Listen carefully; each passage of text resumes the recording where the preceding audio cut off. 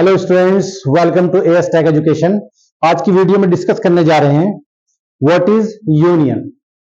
इससे पहली वीडियो में स्टूडेंट्स हमने पढ़ा कि व्हाट इज स्ट्रक्चर। तो स्ट्रक्चर अगर आपको अच्छी तरह से याद है तो यूनियन को समझना आपके लिए बहुत आसान हो जाएगा। बहुत ही माइनर डिफरेंस दोनों के अंदर होता है। अब हम पहले यूनियन को समझेंगे कि यूनियन क्या है बेसिकली, और यूनियन के बेसिक कॉन्सेप्ट को समझेंगे। इससे अगली वीडियो के अंदर हम पढ़ेंगे यूनियन का प्रोग्राम और basic difference and memory representation between union and structure.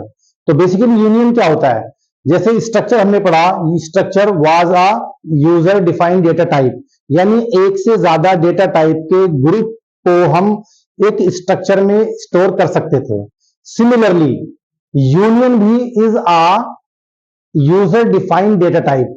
Union के अंदर भी हम एक से ज्यादा डेटा टाइप को ग्रुप बना करके उसके अंदर स्टोर कर सकते हैं। एक से ज्यादा डेटा टाइप क्यों स्टोर करते हैं, मैं पिछली वीडियो में बता चुका हूं, दोबारा से फिर मैं बता देता हूं। अगर कोई एक एंटिटी हमारे पास में होती है, यानी कोई स्टूडेंट नाम की एंटिटी है या कोई एम्प्लॉय नाम की एंटिटी है, उसके बारे में जो इंफॉर्मेशन होती है, जैसे उसका नाम है, उसका एड्रेस है, उसका फोन नंबर है, उसकी सैलरी है, वो सब कुछ हमको रिकॉर्ड करना होता है, यानी उसको हमें स्टोर करना होता है। तो हम क्या करते हैं, एक ही सिंगल यूनिट के अंदर उस एंटिटी से रिलेटेड या उस इंसान से रिलेटेड या उस एम्प्लॉय से रिलेटेड सारी जानकारी इकट्ठा करके एक सिंगल यूनिट के अंदर रख देते हैं। अब आगे बढ़ते हैं यूनियन की तरफ। तो union is also a user defined data type. इसके अंदर भी हम एक से ज्यादा डेटा टाइप्स को हम रखेंगे। कैसे रखेंगे आगे हम देख लेते हैं। Union only one member can store data. कहने का मतलब यह है कि स्ट्रक्चर के अंदर अगर हम तीन डेटा टाइप को डिफाइन कर रहे थे या डिक्लेयर कर रहे थे, वो तीनों अलग अलग जाकर के स्टोर हो रहे थे, यानी तीनों के लिए अलग अलग मेमोरी वहां पर मिल रही थी। लेकिन यहां पर यूनियन के अंदर क्या होता है, केवल एक ही मेंबर डेटा को स्टोर कर सकता है एक समय में। एक ही मेंबर डेटा को स्टोर कर सकता है एक ही समय के अंदर, दूसरा दूसरे समय में, तीसरा तीसरे समय में। यानी मेमोरी इसके अंदर लिमिटेड होती है। एक ही डेटा के लिए मेमोरी होती है, यानी एक ही डेटा टाइप के लिए मेमोरी दी जाती है। और कौन से टाइप की मेमोरी दी जाती है, जो उस स्ट्रक्चर का सबसे लार्जेस्ट होता है। अब लार्जेस्ट मतलब क्या, उसको समझने की कोशिश कीजिएगा। मान लीजिएगा मैंने यूनियन के अंदर एक इंटीजर लिया, एक फ्लोट लिया, और एक मान लीजिएगा मैंने कैरेक्टर लिया। अब इसमें आप देखिए इंटीजर का साइज कितना है, कैरेक्टर का साइज कितना है, या फ्लोट का साइज कितना है। मान लीजिएगा फ्लोट का साइज 4 है, तो वो मेमोरी एलोकेट करेगा फ्लोट के लिए, यानी 4 बाइट। अब 4 बाइट फ्लोट के लिए की, लेकिन वो इंटीजर के लिए 2 बाइट या आगे 4 बाइट नहीं करेगा, कैरेक्टर के लिए 1 नहीं करेगा। वो जो मेमोरी स्पेस 4 बाइट का दिया है, उसी के अंदर एक एक करके सारे डेटा को वो स्टोर करेगा, यानी एक टाइम में एक डेटा को स्टोर करेगा उसी स्पेस के अंदर जो हाईएस्ट स्कोर या हाईएस्ट स्पेस उसने उसके लिए एलोकेट किया है, जो सबसे बड़ा डेटा का टाइप आपने उस यूनियन के अंदर डिक्लेयर किया हुआ है। ये एक माइनर डिफरेंस होता है स्ट्रक्चर के अंदर और आपका यूनियन के अंदर। और भी कुछ डिफरेंस होते हैं, वो मैं नेक्स्ट वीडियो के अंदर डिक्लेयर करूंगा या डिफाइन करूंगा। अभी हम देख लेते हैं कि इसको हम कैसे डिक्लेयर करते हैं और इसके वेरिएबल को हम किस तरह से डिक्लेयर करते हैं। तो देखिएगा, यूनियन डिक्लेरेशन।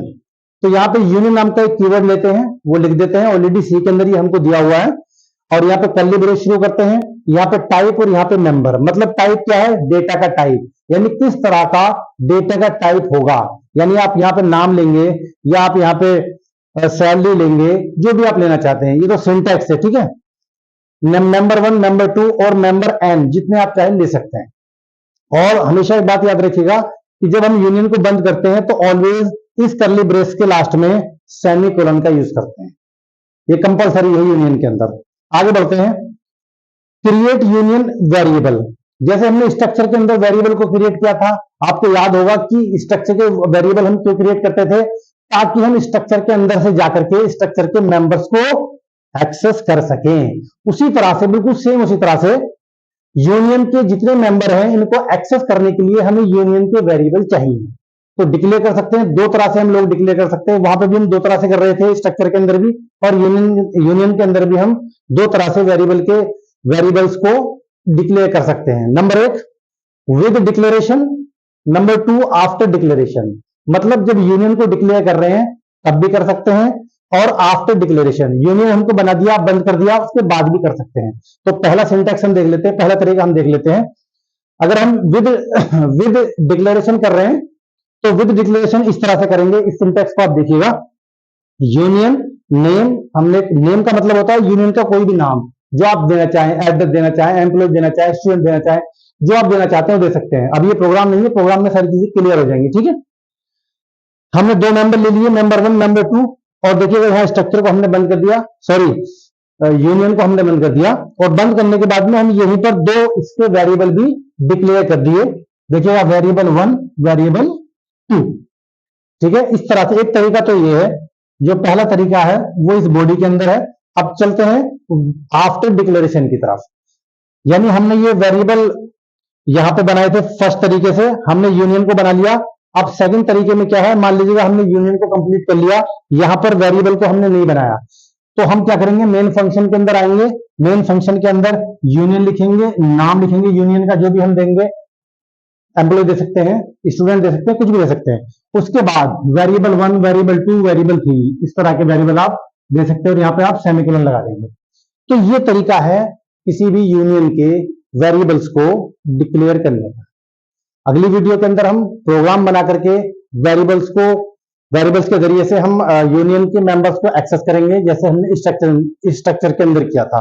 उम्मीद करता हूं कि ये यूनियन का बेसिक इंट्रोडक्शन आपकी समझ में आया होगा, और अगर आपकी समझ में ये चीजें आ गई हैं तो वीडियो को लाइक कीजिएगा, जरूर शेयर कीजिएगा, और अगर क्वेरी कोई है आपकी तो कमेंट कीजिएगा, और चैनल को जरूर सब्सक्राइब कर लीजिएगा। धन्यवाद।